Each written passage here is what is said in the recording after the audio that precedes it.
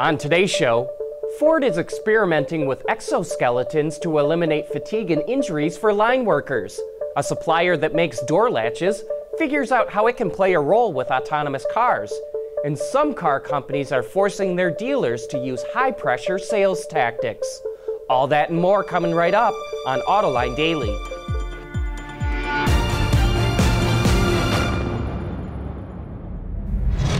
This is Autoline Daily, the show dedicated to enthusiasts of the automotive industry. A line worker at an assembly plant needs to perform a lot of repetitive tasks, and over time, that can lead to fatigue or even injury. So in order to reduce the physical toll on its workers, Ford is testing out new exoskeleton technology at two of its plants in the US. The device, called ExoVest, supports workers' arms while performing overhead tasks. Workers between 5 feet and 6 feet 4 inches tall can wear the vest, which helps them to lift tools or objects between 5 and 15 pounds. The company plans to test the ExoVest in other regions in the future as well. The EU is adopting new emission standards with very tight CO2 regulations that are going to force automakers to sell more EVs. So ChargePoint, the US maker and operator of EV charging stations, which is also partly owned by BMW, Daimler, and Siemens, recently raised over $125 million to build 400 charging stations across Europe. ChargePoint is now joining forces with the Technical Services Group, who supplies equipment and services to the fuel industry in Europe. Many of the charge stations will be built at highway rest stops. Yesterday we talked about the updates to Volkswagen's Golf family of vehicles, but what you may not realize is how much the GTI outperforms the rest of that lineup, which includes the standard Golf, the Golf R, Sport Wagon, and the All-Track.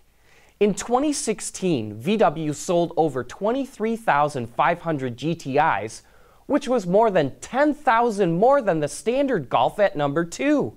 And so far this year, it's still well ahead of the rest of the Golf lineup and only slightly behind last year's pace. You know, the GTI is a great little hatchback, and when you're doing something right, buyers keep coming back. Still to come, Kiekert develops door latch technology for autonomous cars. Autoline Daily is brought to you by Bridgestone Tires, your journey, our passion. Dow Automotive Systems, advanced materials that deliver better results. Lear, a global leader in automotive seating and electrical systems. And by Hyundai, better drives us. Anyone who follows the automotive industry knows the name Detroit Diesel. But guess what? They don't call it Detroit Diesel anymore. General Motors started the Detroit Diesel division back in 1938. 50 years later, it sold Detroit Diesel to Penske Corporation, and in the year 2000, Penske sold it to Daimler. Since then, Daimler greatly expanded its product line. Besides diesels, today it makes axles, transmissions, electronic safety systems, and offers connected services. Who knows, in the future, it could make electric powertrains. So calling it Detroit Diesel didn't make sense anymore. Now Daimler just calls it Detroit. That's the brand power of the name Detroit. It's instantly recognized around the world. When it comes to autonomous cars, almost all the attention is on whiz-bang technology that allows them to drive themselves.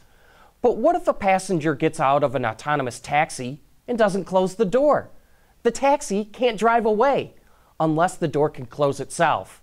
Now the supplier company Kiekert, which produces 20% of all automotive locking systems worldwide, thinks it has several solutions.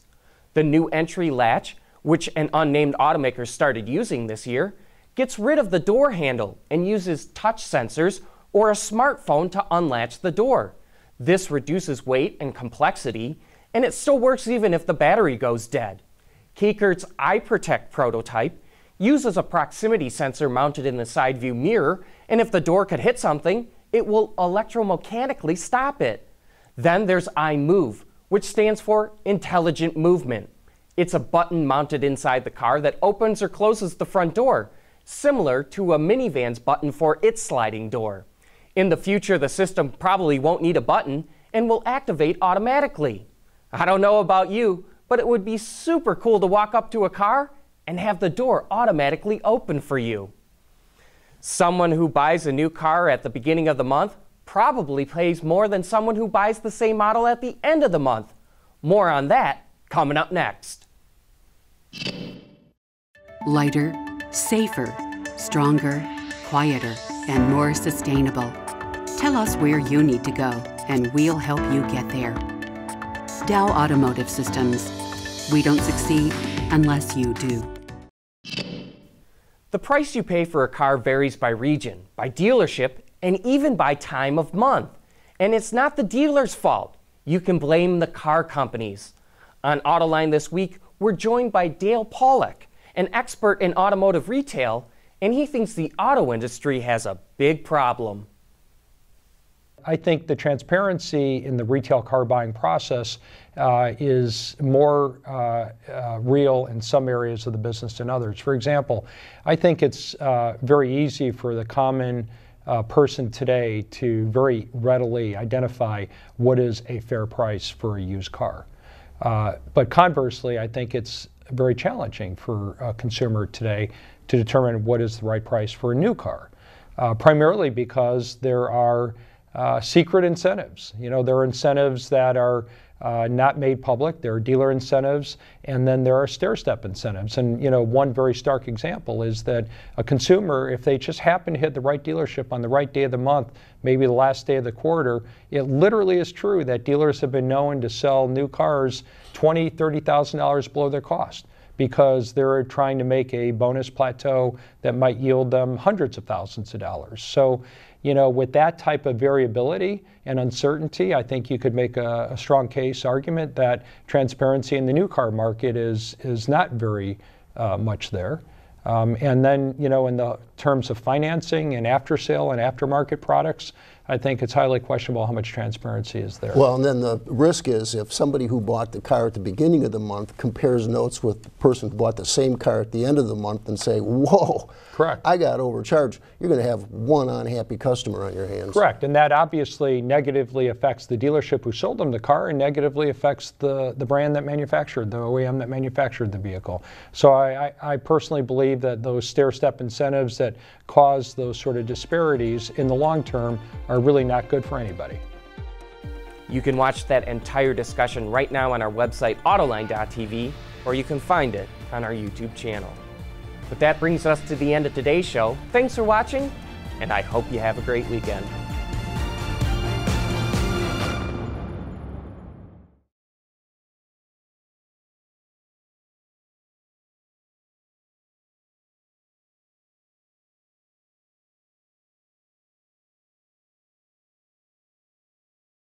Ward's is the industry leader for news, data, and analysis. That's why companies across the globe subscribe to our premium service, maybe even your own. Log in for subscriber access now. Check your company's intranet for details, and rely on wardsauto.com to keep you informed.